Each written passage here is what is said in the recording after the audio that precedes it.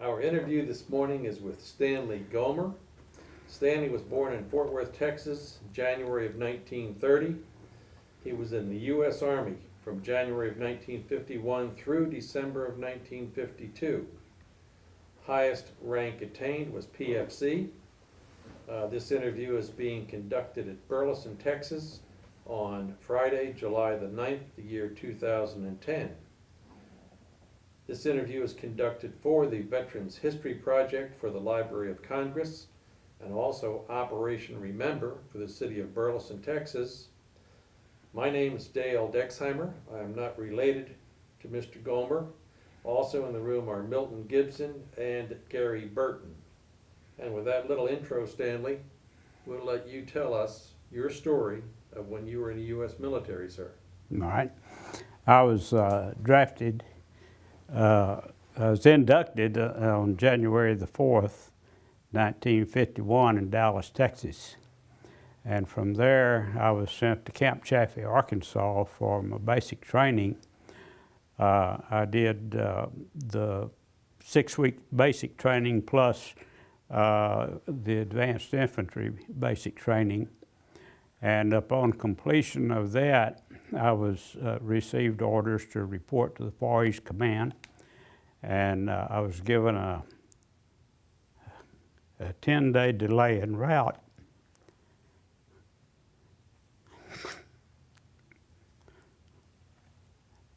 And then I went on to, I got married in that time, and Wanda and I been married now for near 60 years.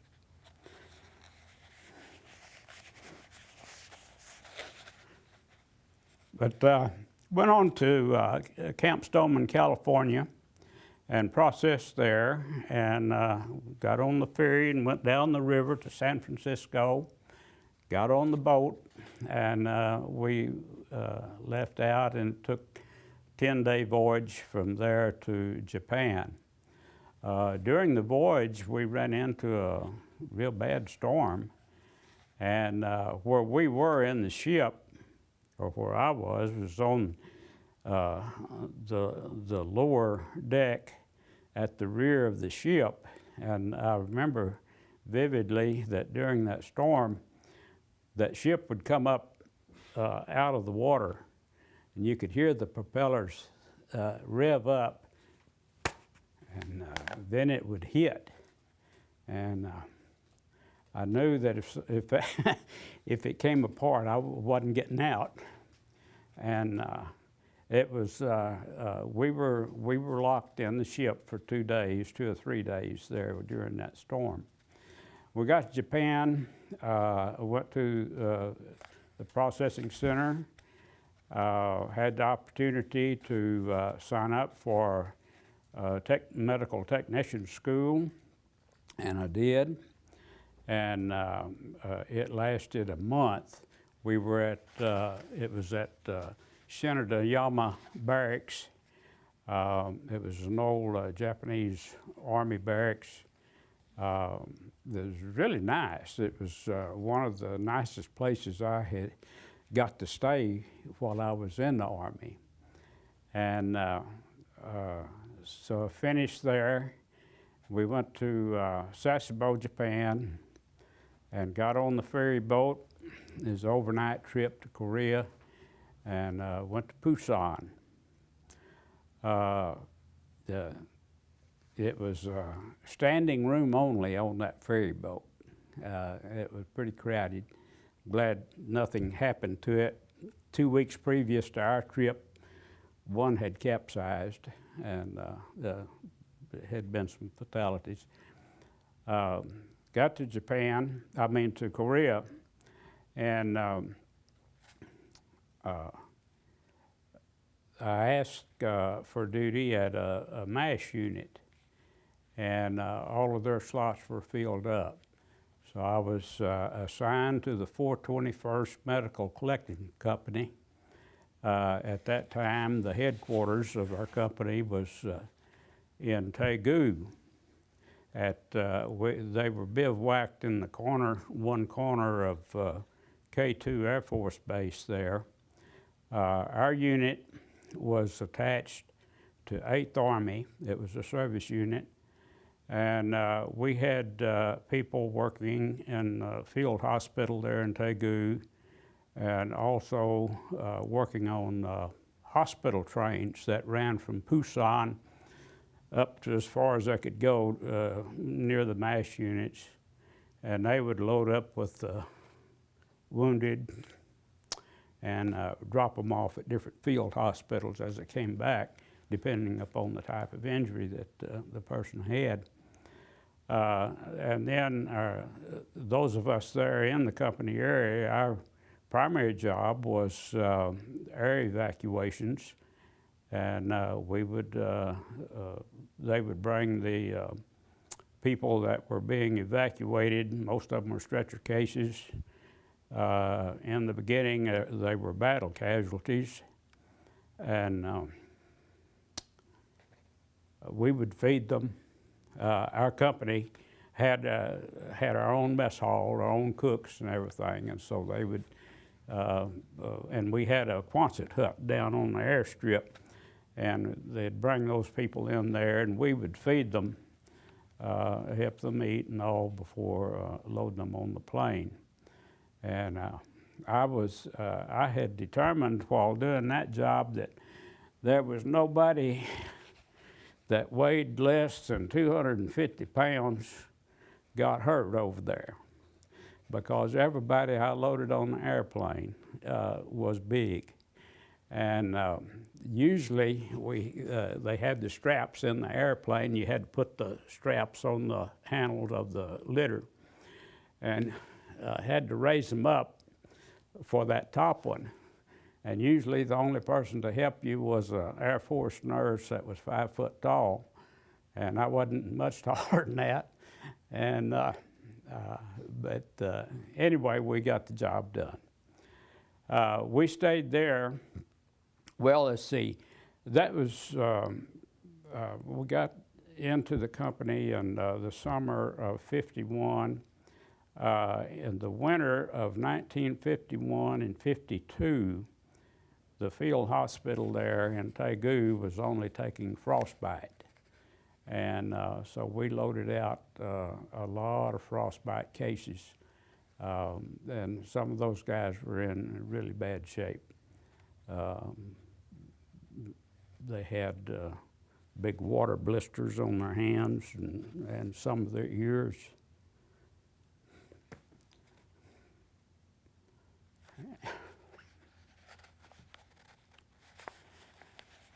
And parts of their faces were gone.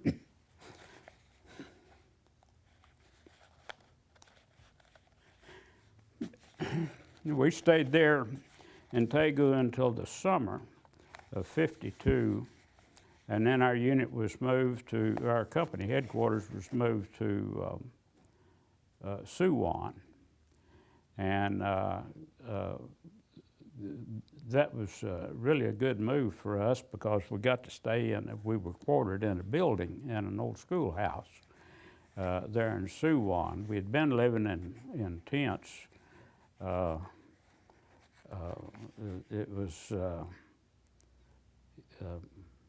talk about living in the field. Well, we were living in the field. And for a time there, we had served as a replacement depot for doctors. And I had a sick call in there one day, and the doctor asked me where I was staying, and I told him I was with the 421st, and he says, "Oh, that hole." And I had never thought about it as being a hole. I guess I had gotten used to it, and I thought that was the normal thing. But we moved up to Suwon. We stayed there for about a month. And from Suwon, we moved then to north of Uijeonbu, north and east of Uijeonbu, up above the 38th parallel. And we were bivouacked in an orchard up there.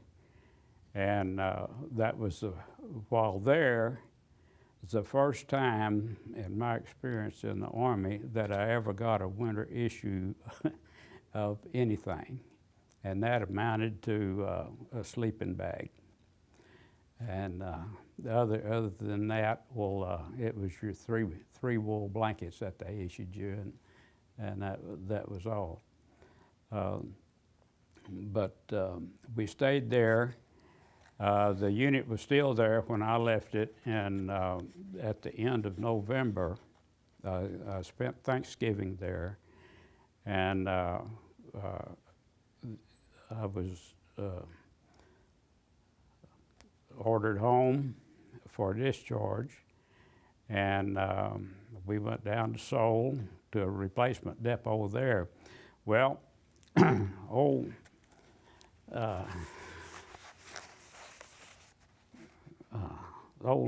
naive me, I didn't take my overcoat, and I should have taken my overcoat. While on the way to Seoul, a cold front came in, and oh, it was cold. And we got down to Seoul and the replacement depot, and there was no heat in the tents, and we stayed awake, stayed up all night, just to keep from freezing, I guess. Then we got on the train to go down to Busan. Well, the train was not heated, and that was a real cold trip. And I had heard stories of course, this was the United Nations operation over there, and they had troops from some troops from Thailand, and they had brought them over there in the winter, and had put them on the train and sent them up to the front where they were supposed to be. In time they got up there, all of them were frostbitten. They had put them on another train and send them back, and it was a pretty cold place. But I stayed in the replacement or the processing center there at Busan, and it was cold, and we were in Quonset huts, but of course none of the stoves worked. The warmest place was the guardhouse, and I got put on guard duty one night, and that was the warmest that I had been in quite some time. And there was one or two people, they just volunteered for permanent guard duty so they could stay, would have a warm place to stay. But then they put us on a ship to send us to Japan, and by coincidence, the 421st had been, when it went into Korea, they were a part of 10th Corps, and they landed at Incheon, and that landing that they had there and stayed. They were attached to the Marine Corps and had made the walk all the way across the peninsula and had been evacuated from either Hungnam or Hamhung. I've forgotten now which town it was over there. But they got on this Liberty ship, and the ship that and during their trip from there down, they came down to Busan. The seams in the ship had split, and it nearly sank. And anyway, they made the trip, but the ship that I went from Korea to Japan on was the same ship, and it had been refurbished, and it was really nice. We had our own compartment. There was 4 people to the compartment, and there was 4 of us in there, and it was really nice. The only bad thing about it was just an overnight trip, and so we processed in Japan, and got on another troop ship and came home, and we came back to Camp Stoneman, and from there we went to Fort Sam Houston, Texas. on troop train. And the troop trains, or at least that one, didn't have a very high priority on the rail line. We spent a lot of time sitting on in sidings on that trip. But we got to Fort Sam Houston, and I was separated from service there on the 23rd of December, 1952. And it wasn't an exciting time. My Army experience wasn't, but I think it was typical of the service that was performed by the units that were in the the zones where there was no combat. And of course, we had a part in all of that indirectly. And that's my experience. Couple things I get in general. You probably don't like riding on ships too much. No, Also, you don't like cold weather too much. no, no. With those two generalities, 6 weeks basic training at Fort Chaffee, Arkansas. That seems like a short period of time. I think basic. Well, these days that is was longer. the 6 weeks was the basic training. Then there was I forgot how long the infantry, the advanced infantry basic took, but we were there all together. I think about 12 weeks, something like that. That's 6 weeks of basic. Yeah. You learn how to march in a straight line. Yeah, that's about all we did. Get up early in the morning. Yeah, and then in the advanced infantry training, it was field problems and things like that we did. Now, talking about cold weather, when I left Dallas, when we left, when I left Fort Worth to go to Dallas, it was a warm day, and I just took a light jacket.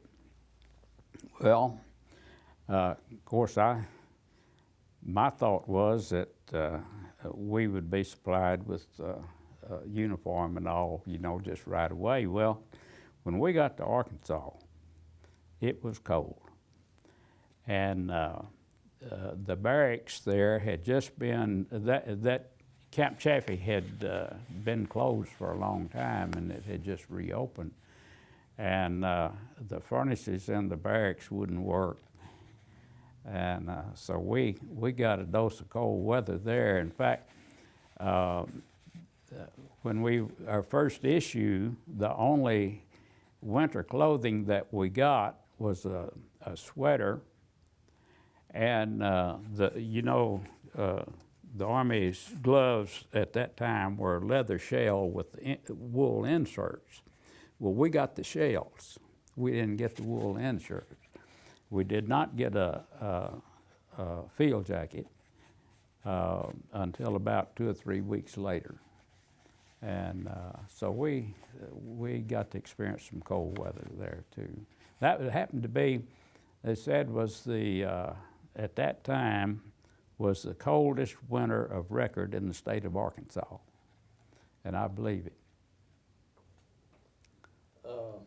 After your basic, you go to the West Coast, 10 days across the Pacific, 2 to 3 days.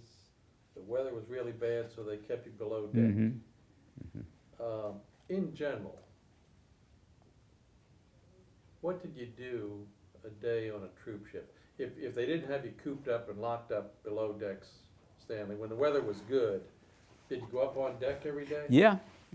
You could go out on deck, and that's about all that you could do on that ship. Now, on the way home, on the way over there, I didn't get on any details on that ship at all. But coming back, I got on KP. Well, there were about 6 or 7 of us that was on that detail. And we assumed that, well, it was just for one day. There was 5,000 people on that ship. They had plenty of people to do the work, but as it turned out, that was an everyday thing for us. And so the second day, we didn't report. And they got to calling our names out on the loudspeaker and all, and you could get on the side of the ship where you couldn't hear that, and that's where we stayed.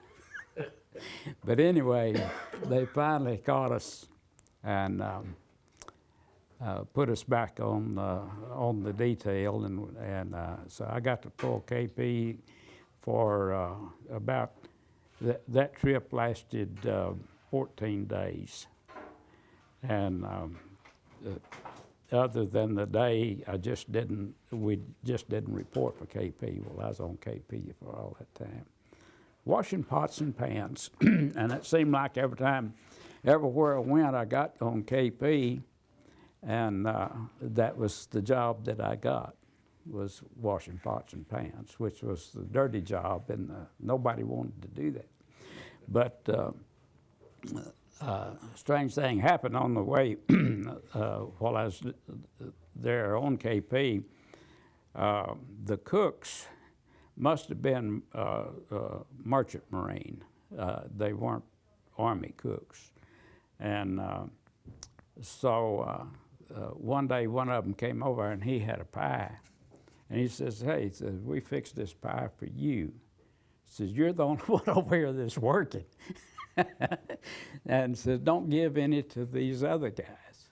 He said, this is for you. Well, every day he would bring me a pie. So I got plenty of pie coming back.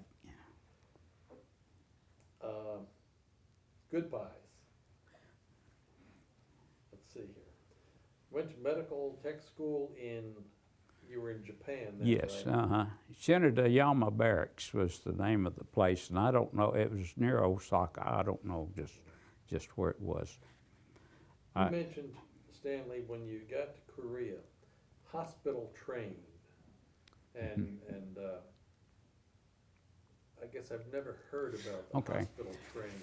This was really a good duty if you could get assigned to one of those trains. The corpsman there was one corpsman per car, and they were regular Pullman cars, and they were fixed with the straps and all where they could put the litters in there. And it was his duty to take care of that car, and he had one Korean civilian helper that did the cleaning. And they had a compartment where they slept, or where the corpsman slept. He had sheets and everything, and had air conditioning in the summer and heat in the winter when they were in the station down there. Now, I don't know, I'm sure they had heat on that train. But then there was one nurse. I think it was one nurse per car that was on the train also. And when they would go up there and pick up the wounded, they would, of course, use all of the litter spaces that they could. And then the rest of them they just had to put on the floor. And sometimes it was a pretty full car. They would start this train up north near the front? They would go as far as they could go north. They'd get as close to the MASH units as they could. And they would pick up the ones that they were evacuating there. And then they would bring them down to the military hospitals? Yes, mm-hmm. Okay. Yeah. You mentioned corpsmen. Mm-hmm. Were they Navy or Marine corpsmen? No, there's Army. This is all Army. You've mentioned MASH units, and this may be a little off, but the TV show MASH, Is there any resemblance between the real MASH unit and what we saw on TV? I don't know. I was never in a MASH unit. Okay. But probably some of that was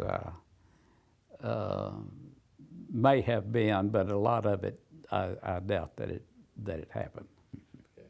Our unit, the 421st, we were a pretty loose outfit. I think in all the time, well, I was in it for a year and a half, and I think in all that time, we may have had a dozen formations in the morning. Otherwise, you just got up and went on to mess hall and did your job. And, you certainly mentioned, Stanley, that lots of places where you were, it was cold. yeah. Didn't have heat, etc. Your living conditions generally when you were there in Korea, you lived in a barracks? No, we had squad tents, Okay. and I think usually, I don't know how large they were. I think they were intended to house about 8 people in each tent. We had 13 in ours, and we had cots, folding cots, and of course in the wintertime it was the first winter, the winter of 51 and 52. We didn't get any stoves, heating stoves for our tent until after Christmas. It was sometime in January, I think, when we finally got some stoves. Of course, we were so far back. Well, we weren't a high priority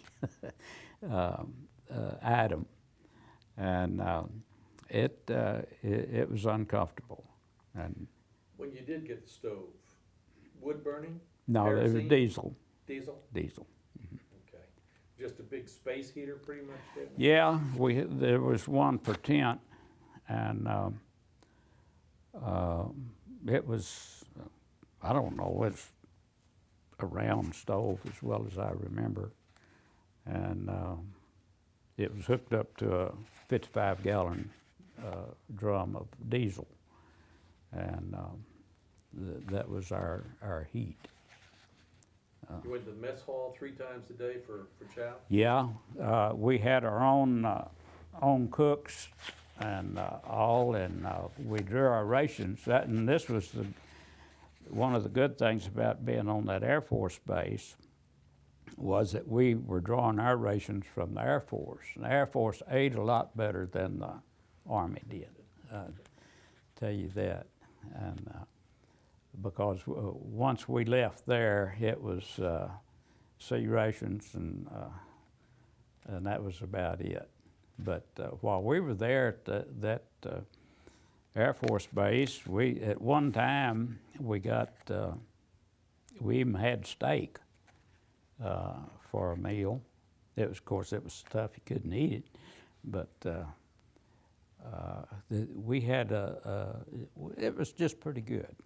And breakfast was real good. They finally got to where you could just walk in and you could order your eggs how you wanted them, and they'd fix them, and it was Korean cooks or? no. Army cooks? These were Army cooks. Okay.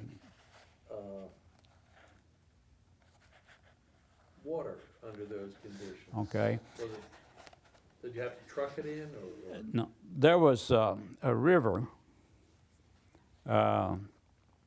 that ran through there, not through the air base, but about a mile from the air base. And the Army engineers had a water processing station there. And they would pump the water out of the river and treat it. And then we had a trailer, a water trailer, that probably held, it might have held 1,000 gallons. I don't know if something like that. But anyway, we would go down there and get our water from there and come back. And of course, for drinking purposes and all, they had the Lister bags there in the company area, and we could use those. And had water cans that we could fill up at the trailer and bring them to the tent. You have any provision for showers?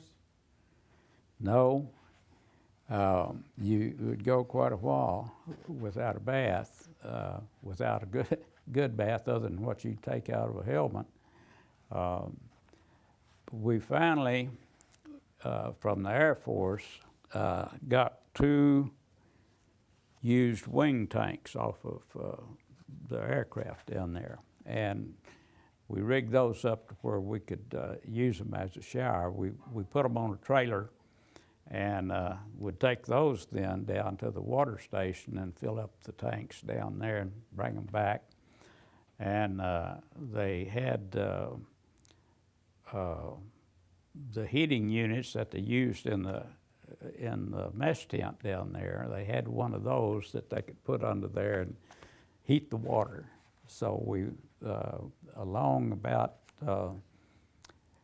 I guess after we had been there about a year, we had something like that. Now, in the meantime, there were showers in the hospital in Taegu, and we were about, I've forgotten now how far out of Taegu the air base was.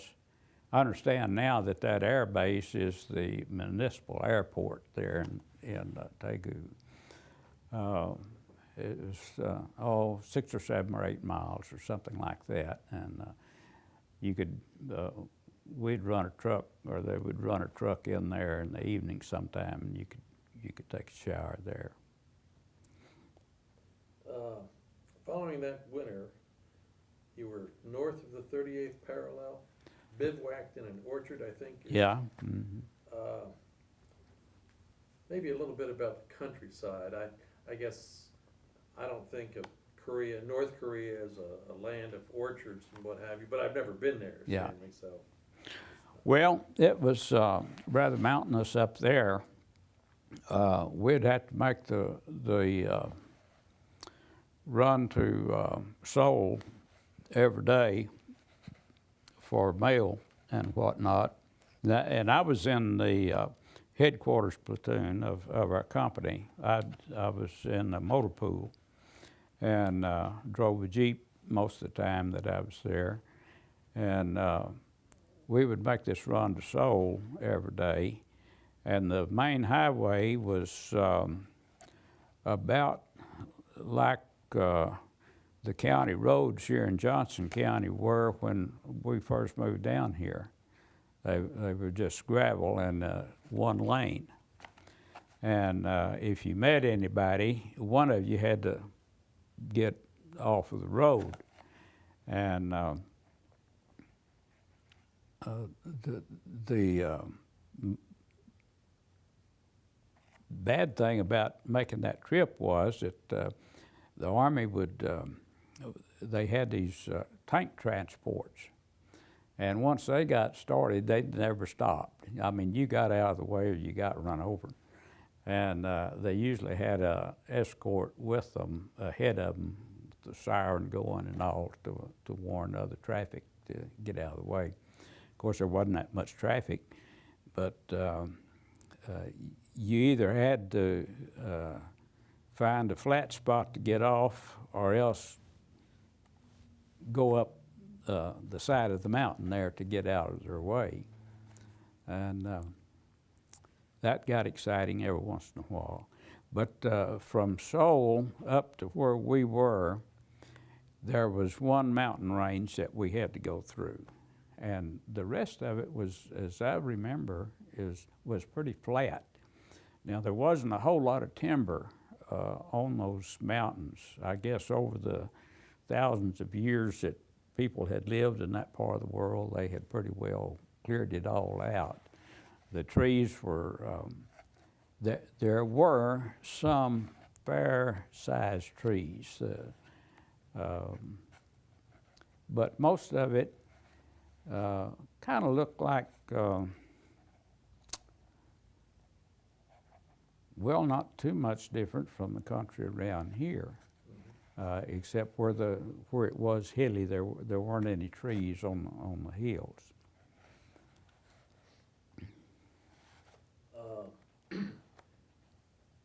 When you started your journey home, Seoul down to Busan, on a train, cold, and you had no overcoat, what did you have to wear? I had a field jacket. And how cold was it? Well, I don't know what the temperature was, but I was sure glad to get off that train. And that was, I forgot how long it took us to make that trip. But that was, I believe, about the most uncomfortable I've ever been in my life. It was just flat cold. When you got down to Busan, the only warm place was the guard shack. Yeah. Why was the guard shack warm? They had Well, a I don't heater? know. They had a heater in there, and I guess that was the only one working. One last thing here, Stanley. You spent 2 years and you were involved in the medical aspect of the Army. Mhm. Did that experience, did you ever use that when you got out? No. No? No. That was just 2 years of training and experience, Yeah. and you went into something else when Yeah. you came back? Yeah. Yeah, I was more trained for the infantry than I was for the medical corps. What happened in that medical school over there, they had 2 classes. There was one class for operating room technicians, and then there was one class for just, it was really an advanced first aid course is what it was. And that was what I was put in first, but after 2 weeks, I'd taken some tests, and they said, well, your tests will qualify you for this operating room technician school. So they put me in that, and of course we got in there was 4 or 5 of us that did that, and we got in the middle of the course and were kind of lost. And fortunately, no one ever had to receive the expertise of my medical training because they'd been bad off. Now, I was more fit for the infantry than I was for the medical corps. To me, it's a very interesting story, Stanley. We haven't talked to many Korean veterans, and certainly it's a different story than we've heard. We appreciate you taking the time to stop by and talk to us this morning, and we appreciate your time in the service taking care of the United States, sir. Thank you. It's been a pleasure.